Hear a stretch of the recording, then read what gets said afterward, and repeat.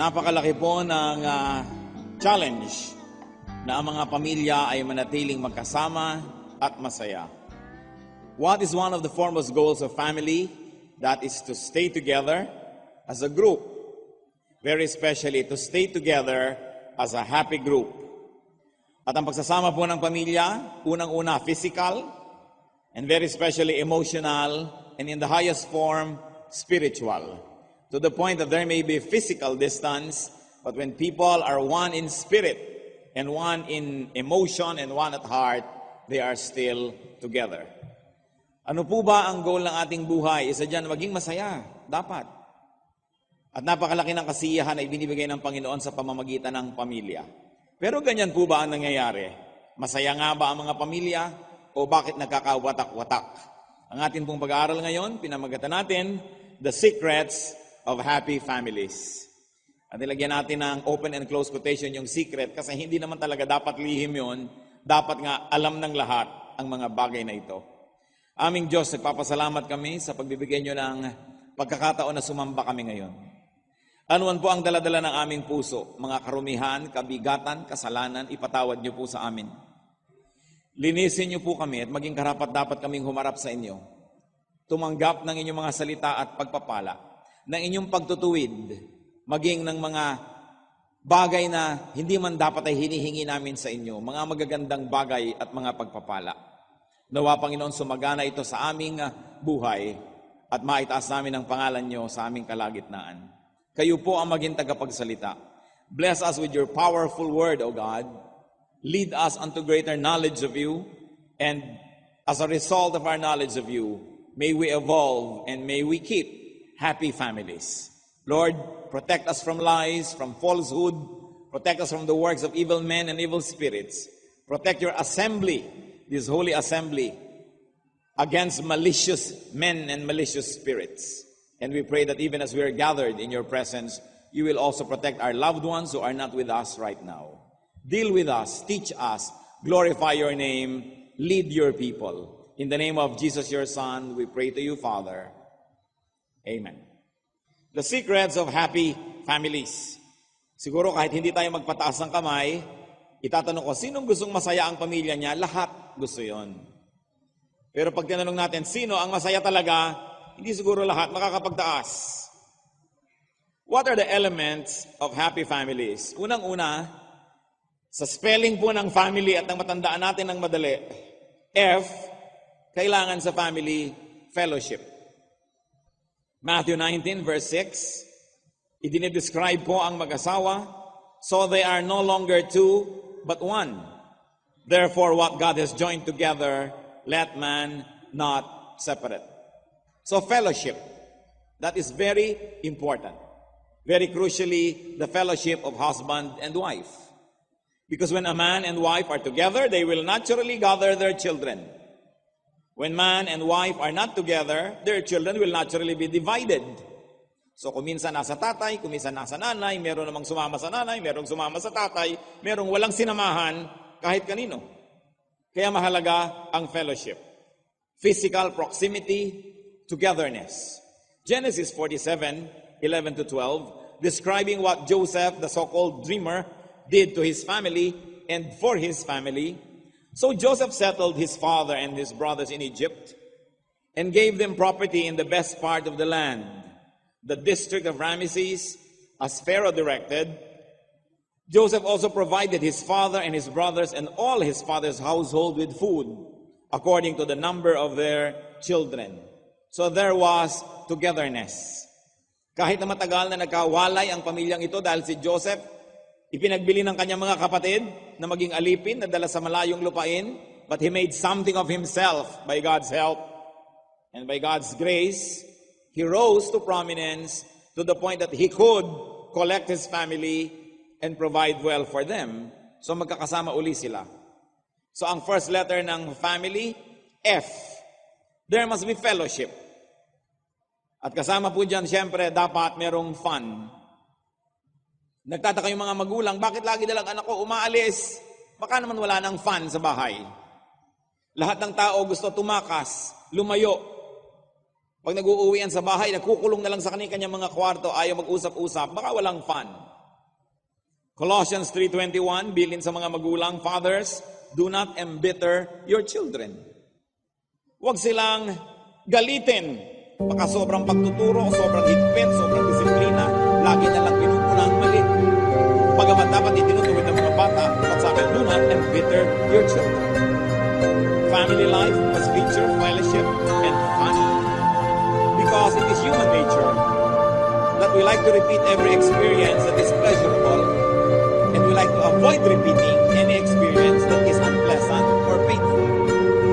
So is the encounter of the family fun and pleasurable that you like to repeat, or is it such a pain that you avoid repeating it?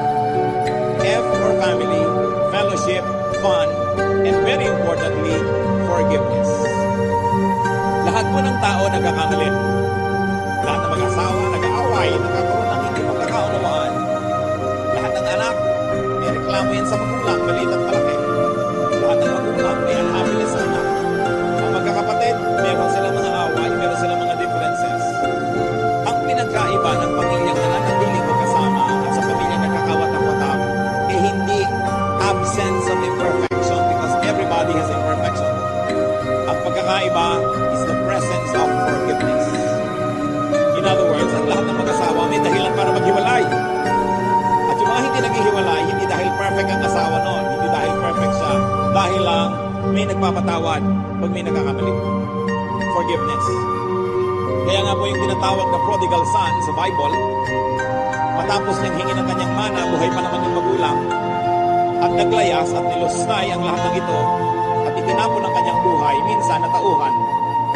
Sabi niya, mali ang ginawa ko, nagkamali ako sa Diyos, nagkamali ako sa aking Ama, babalik ako at hihingi ng tawad, at hihilingin ko, gawin na lang akong katulong sa sarili naming bahay. Kasi ang mga katulong sa bahay ng Ama ko, mas maganda pang kalagayan kaysa sa akin ngayon. Inaasahan natin ang sasalubong sa kanya ay sumbat, pagalit, sisi. Pero sa Luke 15:20 and 24, so he got up and went to his father. But while he was still a long way off, his father saw him and was filled with compassion for him.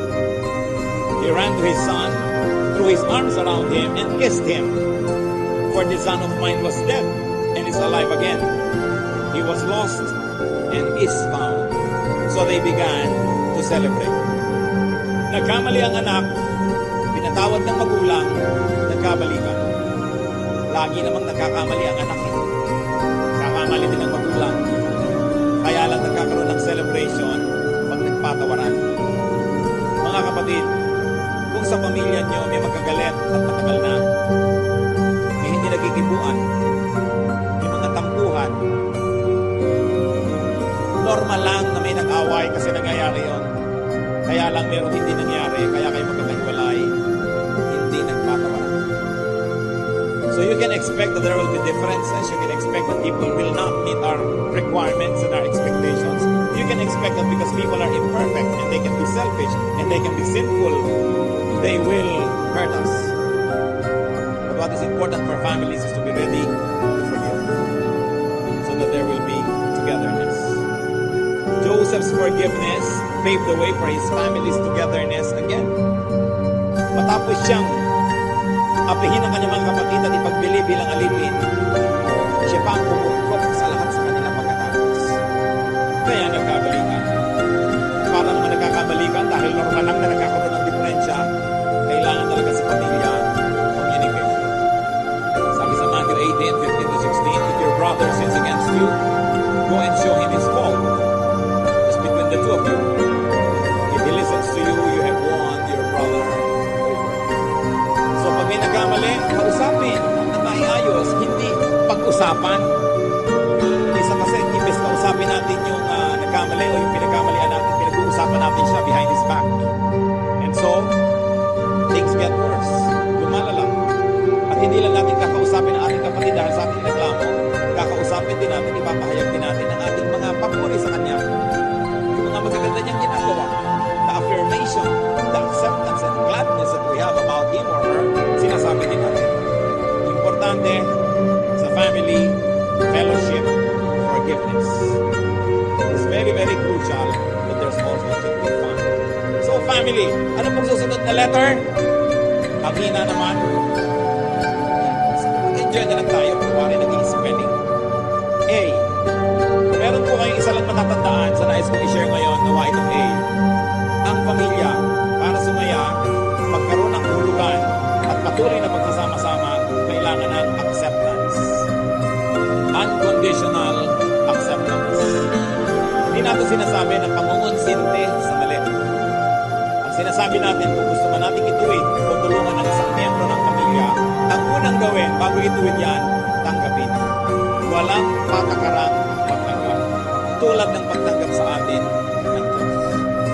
2 Corinthians 5:18-19. All this is from God, who reconciled us to Himself through Christ and gave us the ministry of reconciliation. That God was reconciling the world to Himself in Christ, not counting men's sins against them. And He has committed to us the message of reconciliation. Kung paano tayo walang patakarang tinatanggap ng Diyos, sira-sira, wasak-wasak, at dumi-dumi tinatanggap tayo ng Diyos, pagkatapos sinisimulan niya tayong tulungan, bumango, luminis, mabuo. Ganun dapat ang pagtanggap sa pamilya. Tulad ng pagtanggap ni Jesus sa mga taong hindi tinatanggap ng templo, hindi tinatanggap ng mga religious leaders, isinusuka ng lipunan. Luke 7:34. The Son of Man came eating and drinking, and you say, here is a glutton and drunkard, friend of tax collectors and sinners. The Lord Jesus was called friend of sinners. Hindi dahil konsentidor siya, kundi dahil nagsisimula siya sa pagtanggap sa kanila, at pagkatapos, kanyang tutulungan, aakayin, ipananalangin, mamahalin, hanggang ang mga ito'y unting-unting mabuo ang nasira nilang pagkatao.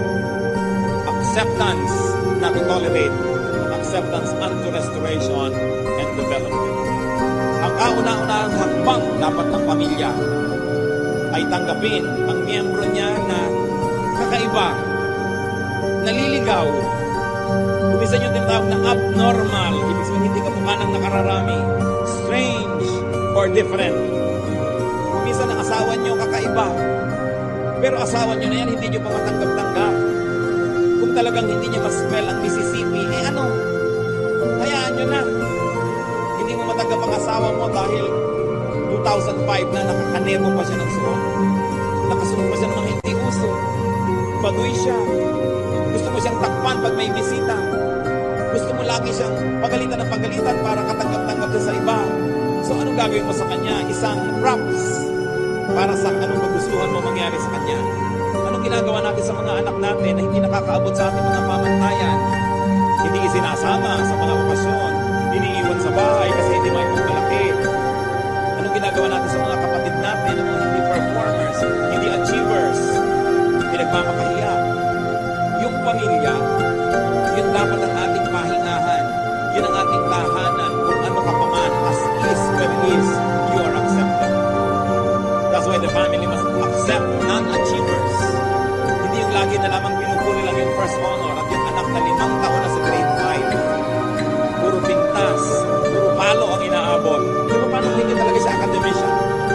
Iba talaga ang korna ng utak niya. Pero tayo mga kamag-anak na unglamorous, hindi maganda. Hindi parang advertisement ng shampoo ang buhok, kung hindi talagang kulot-kulot, pag may pumasok na langaw, hindi na makakalabas, hindi nyo tinutulungan. Ano, ipagmamakahiya ng mga ito.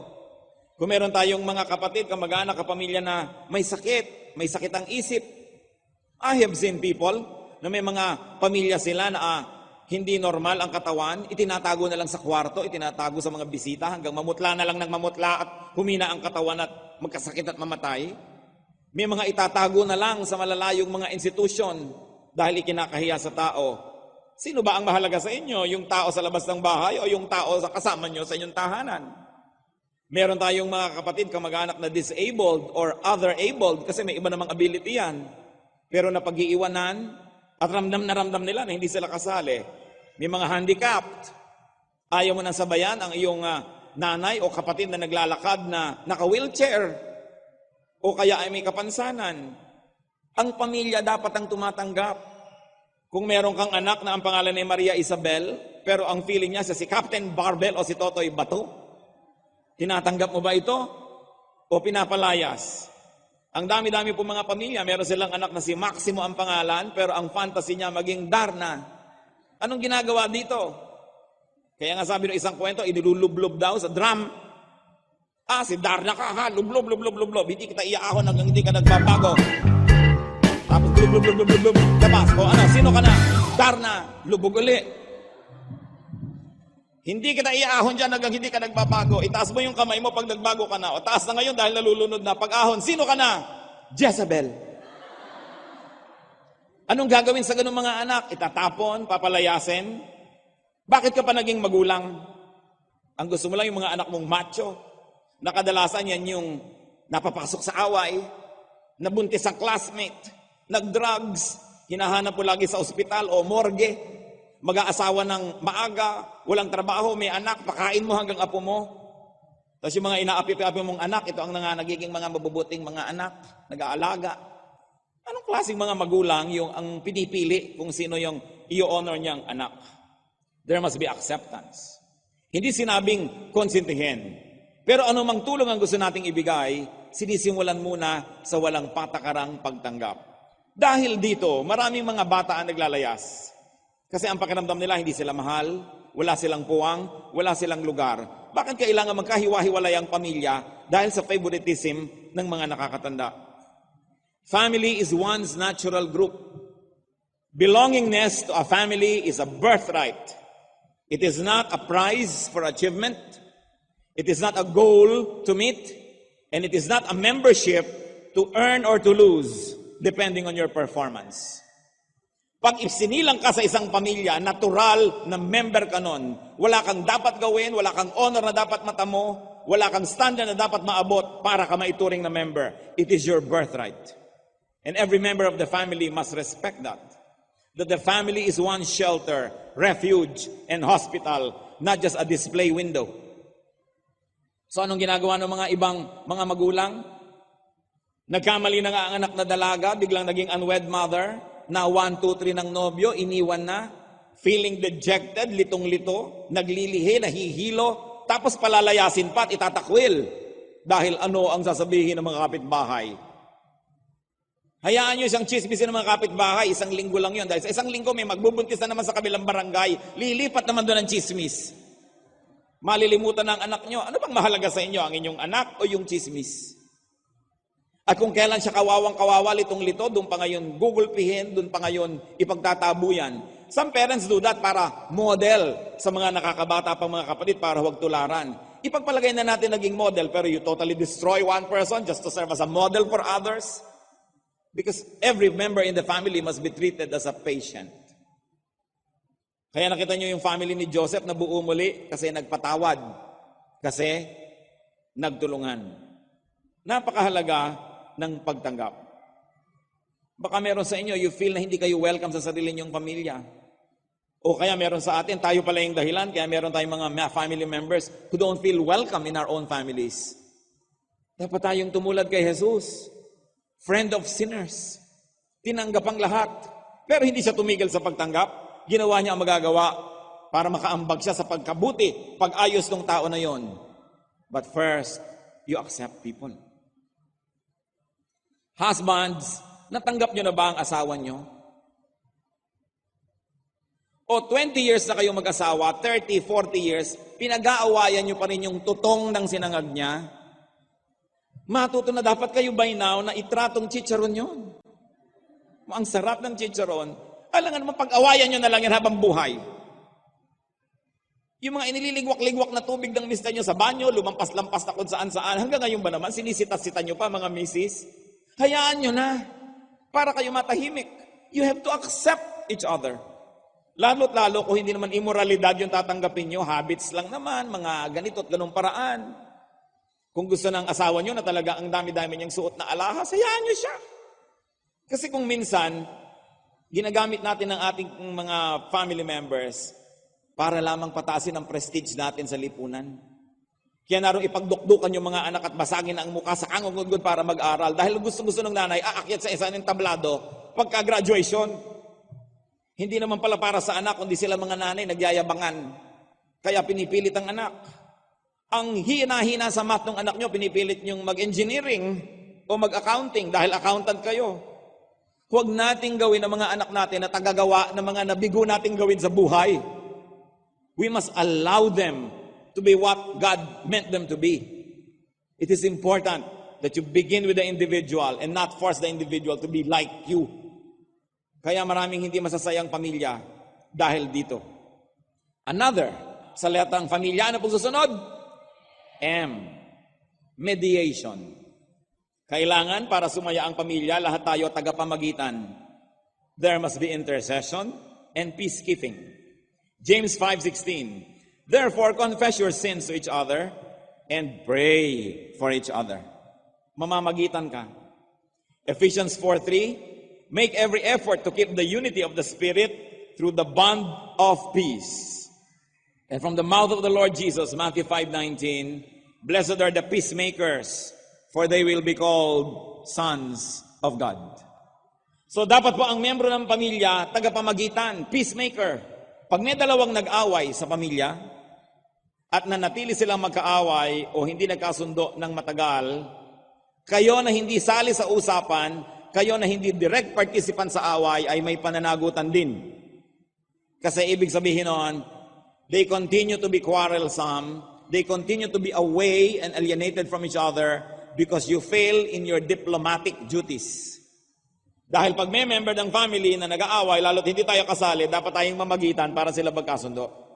Hindi tayo dapat kakampi yung iba sa kabila, kakampi yung iba sa kabila, lumalaki ang gulo ng pamilya. Tandaan nyo yan, kung may kapatid kayo na hanggang ngayon hindi sila nag-uusap, ang tagal na, may pananagutan na rin kayo, ibig sabihin hindi kayo namagitan. Hindi nyo ginawa ang pwedeng gawin ng isang peacemaker, isang ambassador, isang diplomat. Another letter is I sa family, and it relates to acceptance, and this is individuality. Bawat tao, merong ibinigay ang Diyos sa kanya na kakayahan. Talento, spiritual gifting that makes the person unique. Hindi dapat asahan na ang dalawang magkapatid, kahit kambal sila, ay maging pareho ng iniisip, pareho ng gagawin, pareho ng kakayahan. There must be space in the family for individual development and for individuation. Sa 1 Corinthians 12:7, binabanggit ang mga spiritual giftings. Now, to each one, the manifestation of the Spirit is given.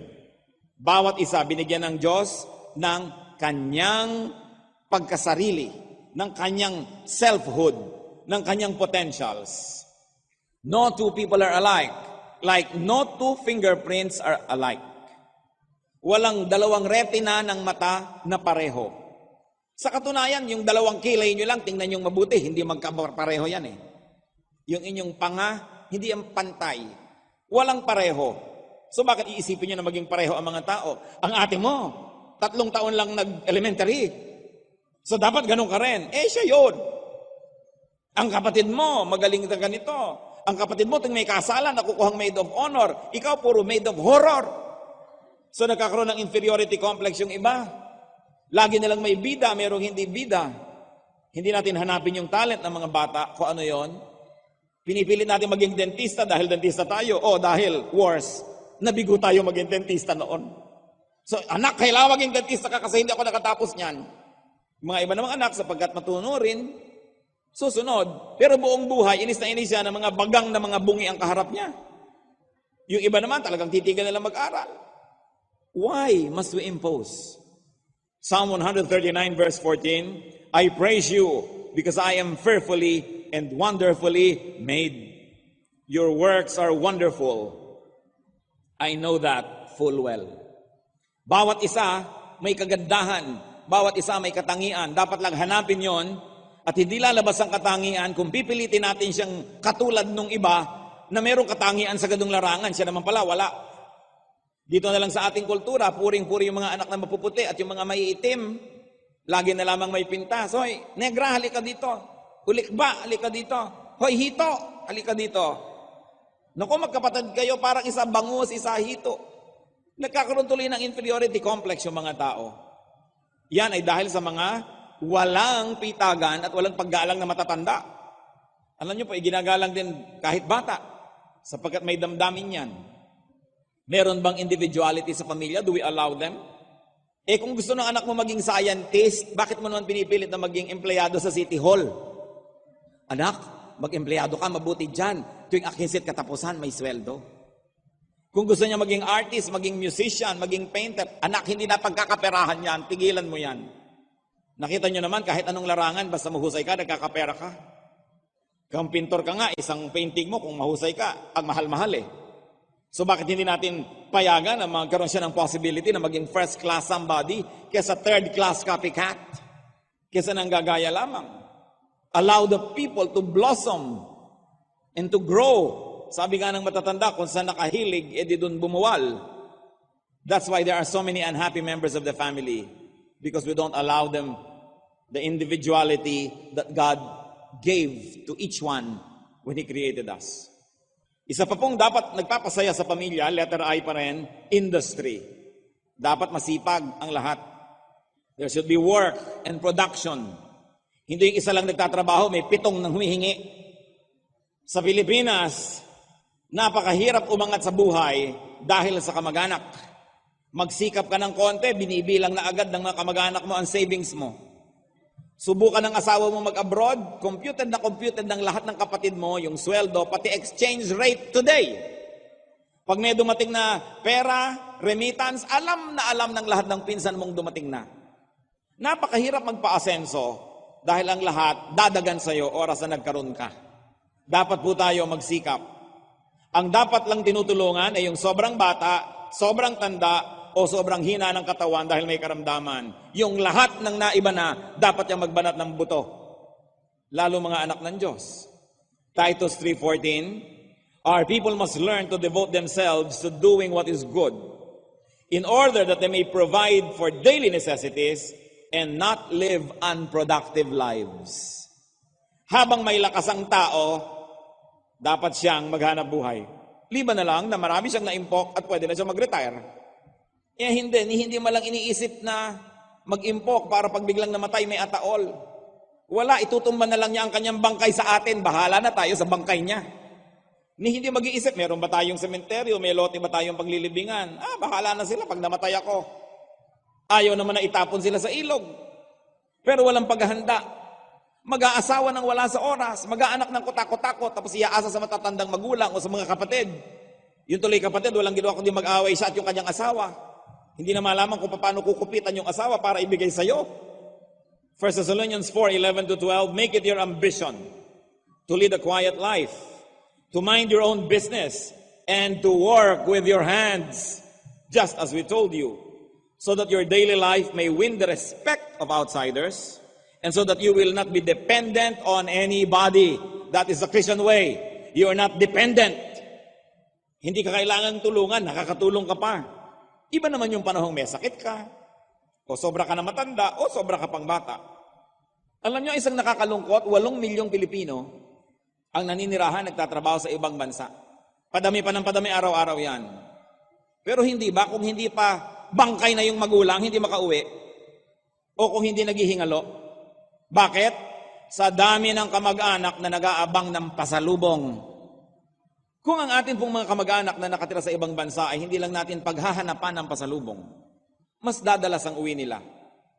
Kaya tayo dapat mga Pilipino, tayo na ang sumulat sa ating mga kamag-anak, mag-text, tumawag, uy, magbakasyon naman kayo, wag na lang kayo magpasalubong.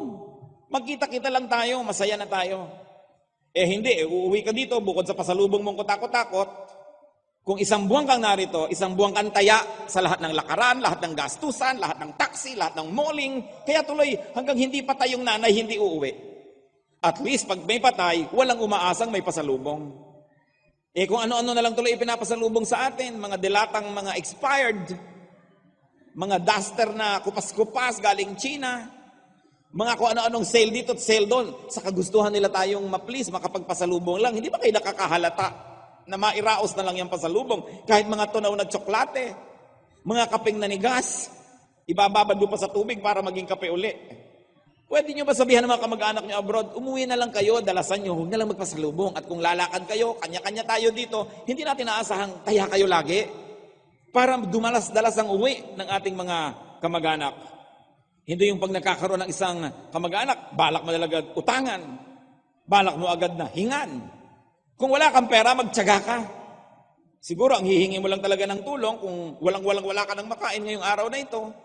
O kaya kailangan mo ng gamot. Pero yung mo namang magdedebulang ang anak mo, ipapangutang mo pa yan. Mag-outing lang kayo, gagastos pa. Ang liit-liit ng bahay, ang baba-baba ng kisame, gusto pang may chandelier. Kakapraso yung sala, gusto pa mga European chairs na wala ka ng malakaran. Sumakit na yung mga tuhod mo, kababangga doon sa mga uka-uka ng silya. At ayaw naman paupan, nilalagyan ng plastic na takip. Ano bang mga drama ang ginagawa natin sa buhay? We should earn our keep. It's important. Proverbs 10:4, lazy hands make a man poor, but diligent hands bring wealth. Kaya maraming mga kamag-anak natin, oras na nakapag-abroad, talagang totally lumilimot na, tumatalikod na. Dahil hindi na sila makakabuelo kung lagi makikipagsulatan sa atin, dahil wala na tayong hihingin, kundi kung ano-ano. Magpapadala ng mga drawing ng paa, hihingi ng mga pangalan ng pabango, kung ano-anong hihingin. Kaya lang, kawawa naman sila dahil nauso ang text. Napakadali na naman ngayong dumaing. Daing, send. Kaya hindi nyo ba napansin yung iba halos lumimot na, wala nang lingon-lingon pag nakalayo? Nadadala kasi. So turuan natin ang ating sarili na hindi tayo kadalaan, hindi tayo katakutan. Dalawa lang daw po ang klase ng kamag-anak. Isang nagtatago at isang pinagtataguan. Dahil sa sobra nating pamemerhuisyo sa kamag-anak. Kaya dapat tayo maging blessing to our relatives. And to produce more than we need so that on our own free will and volition, we can give to people. Joseph was able to provide for his family because of his industry, because of his surplus production, because he made something of himself. Nakatulong patuloy. Ephesians 4:28. He who has been stealing must steal no longer, but must work, doing something useful with his own hands, that he may have something to share with those in need. Yan po ang turo sa atin ng Biblia. Produce more than you need, so you have surplus to give away. Hindi ikaw yung aasa. Another letter sa family is the letter L. At yan na yung obvious, walang kamatayang love. Dapat may love. At dahil alam na natin yan, hindi ko na pagtutuunan ng maraming pansin. Ang mahalaga yung sabi sa 1 Peter 4:8, above all, love each other deeply, because love covers over a multitude of sins. At kung titingnan niyo po ang original language, there are two possible readings of this. Yung love covers over a multitude of sins. It can be read this way, number one, if you love, your sins will be forgiven by God. Meaning, if you love people, God will forgive your sins. That's a possible reading. But there's a more likely reading that if you love, you forgive other people's sins. Pag mapagmahal ka, pinapatawad mo na lang yung kasalanan nila. Di ba pagkamahal nyo ang nakabasag ng isang plato, nag-aalala ka, baka siya nasaktan. Pero pag hindi nyo mahal yung nakabasag, ang iniisip nyo, pabayaran sa kanya. Yung nakabasag pa, babayaran nyo pa. So pag mahal mo, napagtatakpan, napapatawad, kaya mahalaga yung love.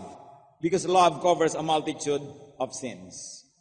And finally, brothers and sisters, the last letter in family is, parang pahina na yata, is Y for Yahweh. God, our Father in heaven. Siyempre dapat nandun siya. God's word, God's presence, godliness. It's important that the family is rooted in the truth of God's word. 2 Timothy 3:16-17. All scripture is God-breathed and is useful for teaching, rebuking, correcting, and training in righteousness, so that the man of God may be thoroughly equipped for every good work. Ang mga bata, ang liliit pa, inaagaw na ng TV, inaagaw na ng advertising, inaagaw na ng computer ang kanilang atensyon. Dapat natin unahan ang lahat ng yon. Unahan natin ang salita ng Diyos, ang kanilang murang mga isip, para yun ang nalagay na standard at yun ang mauna doon. Kailangan pagka meron tayo mga family disputes, yung salita ng Diyos ang manaig. Hindi na nanalo yung pinakamalaking kumita o pinakamalakas sumigaw o pinakamaraming kakampi. Dapat ang nananalo yung nakasandal sa turo ng Diyos, yung ang argumento at katuwiran ay nakabatay sa salita ng Diyos. It is the word of God that must always win when there is conflict, not personalities. Proverbs 3:5-6. Trust in the Lord with all your heart and lean not on your own understanding. In all your ways acknowledge Him and He will make your path straight. Maging makadiyos sa ating mga paraan at ang pamilya magkakaroon ng dahilan at lakas para magtagumpay, para malampasan ang mga pagsubok, at para manatiling may kasiyahan sa kabila ng mga gulo sa labas. The hope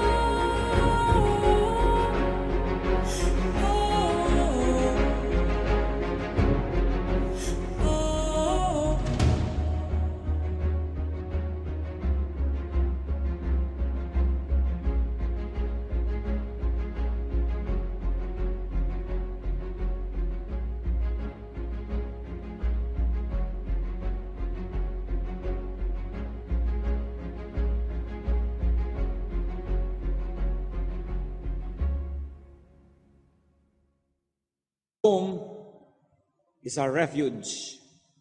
It is our first and last resort. Belongingness to a family is a birthright that every member has and can and must be encouraged to exercise and enjoy. Huwag na tayo nagsusumpa-sumpa ng mga anak. Pag naman naghihingalo tayo, patatawarin din natin. Ang dami ng ganyan, isinumpa-sumpa pa, nung may sakit na, ipinatawag din. At kung kailan naghihingalo at saka pa nagpatawaran, malungkot tuloy. Kung mamahalin nyo ang inyong mga magulang, mahalin nyo na ngayon habang malakas pa. Hindi darating kayo, nasa ataol na, tapos iiyak-iyak kayo ngayon. Kung magkakasundo rin lang, gayon na, bakit papahabain pa yung tension, yung stress, na babawasan ng enjoyment ng buhay? At nais kong bigyan muli ng diin ng lalo ang mga mag-asawa. Kung ang pinag-aawayan nyo 5 years ago, pinag-aawayan nyo pa rin ngayon, hindi kayo nag-grow ni kapraso, yung issue nyo 10 years ago, 20 years ago, hanggang ngayon, ganun pa rin ang pinag-aawayan nyo. Ibig sabihin, pareho kayong matigas ang bungo. Pareho kayong dapat iuntog. Nakakainis ang mag-asawa. Ang tagal ng mag-asawa, nag-aaway pa. Sa tagal-tagal nyo namang mag-asawa, hindi pa kayo natutog pakisama, pagbigyan ng hiling niya, pagbigyan kayo, magpakiramdaman. Meron pa nga kung kailan 50 years ang mag-asawa at saka pa maghihiwalay. Madoy. Hindi kayo naghiwalay sa unang 2 taon. Pwede ba? Huwag na kayo maghiwalay. Kailangan mag-adjust. You cannot have everything. Kung ganyan na yung asawa ninyo, hanapin nyo na lang yung mga katangian.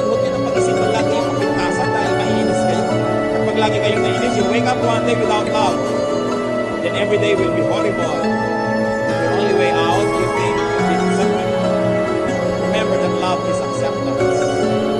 Marriage is not a reformatory institution. It is a refuge. And those contracting marriage must provide refuge for each other. Not exact very high demands that probably cannot be met. Tatandaan niyo po mga mag-asawa, sino po sa inyo ang may asawa mahigit ng 10 taon, pwede ba kayong tumayo? Pwede ba mahilingan kayong tumayo? Hindi kayo papatamaan ng pinlag, tayo lang. Kayo, walang pakanya natin yung nag-survive ng mga more than 10 years. Ha? At yung mga kasama nyo, asawa nyo, kumaway-kaway nga kayo, yung magkasama kayo pareho. Wow, ang dami. Siguro kanina kasikuhan kayo ng sikuhan. Kita mo na. Salamat po, mga kapatid.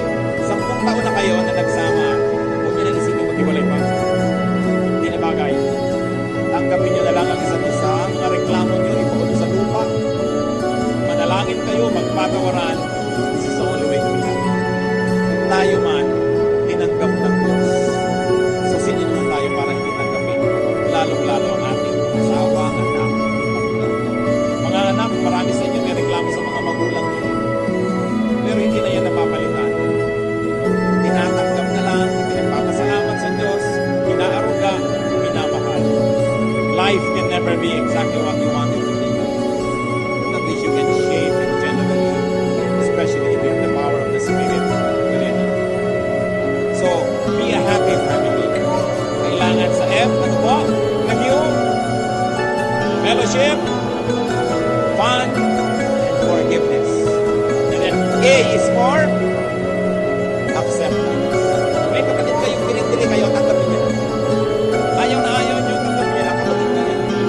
Huwag na kayong magpakla sa publiko, tatanggapin ba yung kapatid niyo? Hayaan niyo na ito talaga yung kapatid niyo. Kahit ang ganda-ganda niyo, mukha kayong Diyos, may kapatid kayong mga kulturan, ito ang kapatid ko. Bakit mo kailangan takpan? Lahat naman ng mga pamilya may kultura. Lahat ng pamilya may disgrasyata. Lahat ng pamilya mayroong nag-drugs. Lahat ng pamilya may naglasing, mayroong bumagsak. Huwag tayong mabuhay sa pagkukulit. Tayo lalo mga Kristiyano, isa sa mga grasya ng Diyos, ay pwede na tayong maghubad ng mga maskara natin at tayo magbalat kayo. Relax. God doesn't expect you to be perfect. And you cannot deceive us into believing that you or your family are perfect. Kung ano na lang tayo, ang mahalaga, nag-i-improve tayo sa pagdaan ng panahon. Mabagal man, mabilis man, nagtutulungan tayo. Huwag nyo nang ilihim. Kahit ang nanay nyo ay dating smuggler, hindi na siya magbago. Inuman. Huwag na tayong magkaroon ng pagpapanggap. Wala namang mangyayari. Nahihirapan lang tayo.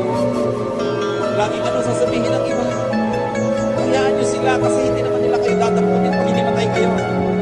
Pag natumpa kayo dyan, hindi kayo dadamputin ang kapitbahay nyo na chismosa. Ang dadamputin pa rin sa inyo, asawa nyo, anak nyo, magulang nyo. So bakit hindi natin sila gunahin kumain? Why play for the pleasure of people outside the family? I am not saying that we should be proud about all our warts and all our problems and all our imperfections. But we say, eto kami, nagtutulungan kami, nagmamahalan kami, kung ayaw niya sa amin, we both lose. Sorry na lang. But don't try to reject your family members for the pleasure of your audience outside the family. In the end, ang maglilibing pa rin sa inyo, yung pamilya. Kaya huwag tayong humanap ng ibang gulo sa buwan. Acceptance. M is for mediation. Huwag nating payagan may mga magkakalit, hindi tayo gumagawa ng paraan na nagkakasundo sila. Individuality for I must be allowed and given space. People are not the same. Love covers a lot of sins. Yahweh is the sin. God and godliness. Aming Diyos, salamat po ng mga pamilya. Mga pamilya hindi perfect. Pamilya maraming kapintasan. Mga pamilya maraming kahihiyan. Pero salamat po dahil hindi mo lumalapit kami sa inyo ngayon. Panginoon, mga pamilya nagkawatak na. Nawa gamitin mo po kami kasangkapan para magkaroon ng pagkakabulan. May mga pamilyang magulo. Kami na mga anak mo, nawa maging tulay para magkaroon ng kapayapaan. Kung Panginoon, sa aming pakikinig, nakita namin kami pala ang dahilan kaya gumugulo ang pamilya namin, patawarin niyo po kami. Ituro niyo sa amin ang mga hakbang na dapat gawin at nang sa ganon, makalasap ang pamilya namin ng kapayapaan, katahimikan, ng kabanalan. Lalong-lalo sa mga mag-asawa. Turuan mo ang mga mag-asawa, Panginoon, na tanggapin ang kanilang kabiyak. Huwag paghanapan ng wala at ipagdiwang nila kung ano yung nando na mabuti. Ganon din ang mga anak sa magulang. Na kami, Panginoon, maging mga katulong ng aming mga anak para mahanap nila ang kanilang sarili, mahanap nila ang mga ibinigay mong katangian at yun ay mapagyaman, ma-develop nila. Turuan mo kami, Panginoon, na huwag maging domineering, na yung kagustuhan na lang namin lagi ang nananaig sa lahat. Turuan mo kami, Panginoon, na maging bukas para tanggapin ang aming mga kapamilya. Mga kapatid, sa ating pagbubulay-bulay, mapag-isa tayo sa sandaling tahimik na panalangin. Kung meron tayong dapat ihingi ng tawad sa Diyos, baka tayo nagiging dahilan ng kalungkutan, hirap ng loob ng ating mga kasama sa pamilya. Ihingi natin ang tawad dyan. Kung tayo ang naglilikha ng gulo, pagsisihan. At kung tayo naman ay nasaktan, nagawa ng di maganda, at di pa tayo nagpapatawad, magpatawad na tayo ngayon. Huwag nang dalhin ng mabigat na yan na dalahin. Walang kahulugan na dalhin yan hanggang kamatayan. Magpatawad tayo. Mapag-isa tayo sa presensya ng Diyos. Salamat, Ama, sa pakikinig niyo sa aming mga pansariling panalangin. Kumilos nawa kayo ngayon sa aming kalagitnaan. We open our hearts to you, Holy Spirit. Teach us what to do. Teach us to correct our ways. At nagpapasalamat din kami sa mga tamang ginagawa namin dahil kayo ang nagturo nito because all good things come from you, O Father. Sa mga kapatid naming tama ang mga ginagawa, nagiging mabuti silang mga kamag-anak. Salamat, meron kaming ganitong puwang sa aming puso na gumawa ng tama. Mga kapatid, nais ko pong manalangin, sino man sa atin na ngayon ang nais italaga nyo ang inyong sarili na maging agent of peace, na maging kasangkapan ng Diyos para daluyan ng kapayapaan, pagmamahalan ng inyong pamilya. Nais niyong isuko ang inyong sarili sa Diyos at gamitin niya kayong kinatawan, kasangkapan. I want you to stand because I'm going to pray for anointing. I'm going to pray that the Lord will bless you and enable you to help your families. Na tayo maging tagapagpairal ng kapayapaan, katahimikan, pagmamahalan, to offer your bodies as living sacrifices, whatever it takes and whatever it means in the context of your family. Kung kailangan niya na meron tayong sakripisyong gawin, if there is self-denial that we must do, it means that when we stand, we are saying, I'm going to deny myself and I'm going to make a sacrifice just so that there will be peace in my family, just so that God can use me.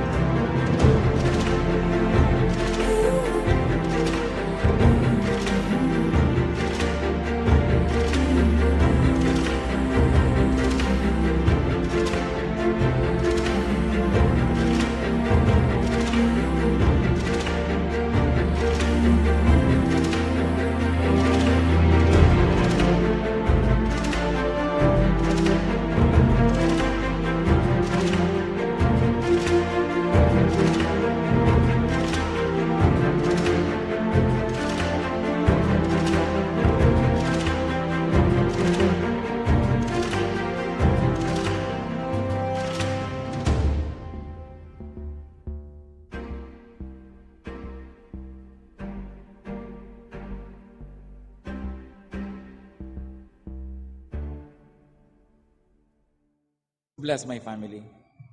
Maaaring yan ay huwag na natin ipag-iitan yung gusto lang natin. Kung tayo magpapaubaya, magpaparaya, magpapatawad. Sige, sa sandali ng pananalangin, ialay niyo sa Panginoon ang gusto niyong ialay ngayon. Ano man yun, kakayahan niyo, ugali, your influence in your family, offer to the Lord so that the Lord will use it to visit your family and you will be the bridge between heaven and your family. Talk to God silently. Panginoong Diyos, masdan mo po ang bawat puso na ngayon nagpapasakop sa inyo. Kung may hinihingi na tawad, nawa ipatawad mo, Panginoon. Kung humihingi ng lakas, ipagkaloob nyo ayon sa iyong mga pangako. Ang hinihiling ko, Panginoon, sa bawat isang tumatayo ngayon sa iyong harapan, gamitin mo na daluyan ng iyong kapayapaan, pagpapala, kabanalan, kaliwanagan, karunungan, pag-ibig sa kani-kanya mga pamilyang kinakatawan ngayon. Sa pamamagitan ng mga anak mong ito, dumalo yung espiritu mo sa mga pamilya. Magkaroon ng pagkakasundo, pagkakaunawaan, pagkakaisa. Pinapawi namin at itinataboy ang espiritu ng inggit, ang espiritu ng kayabangan, ang espiritu ng kasakiman sa mga pamilya, ang espiritu ng pagmamataas at pagyayabang. Pinapawi din namin, Panginoon, ang espiritu ng mga sama ng loob na ayaw pang umalis-alis. Nilalapat namin ang aming sarili sa iyong salita. Tinihiling namin, Panginoon, ang pagkilos mo na may kapangyarihan. Use this servant of yours as channels of blessings of their families. Bigyan mo kami ng pagkakataon, Panginoon, to make up with people that we have wronged in our families. Kung may sinaktan kami ng loob, ni-reject, salamat, may pagkakataon pa kaming ituwid yun. Salamat sa pagpapahiram nyo pa ng araw at buhay sa amin para ituwid yun.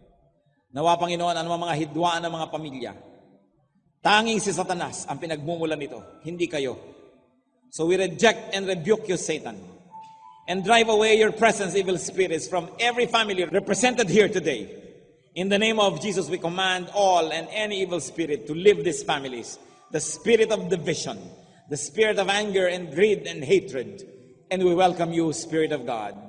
Rest in our homes, and may our families find rest in you. Father, we thank you for hearing our prayer. In the name of our Lord, the Lord of peace, the Lord Jesus Christ. Amen.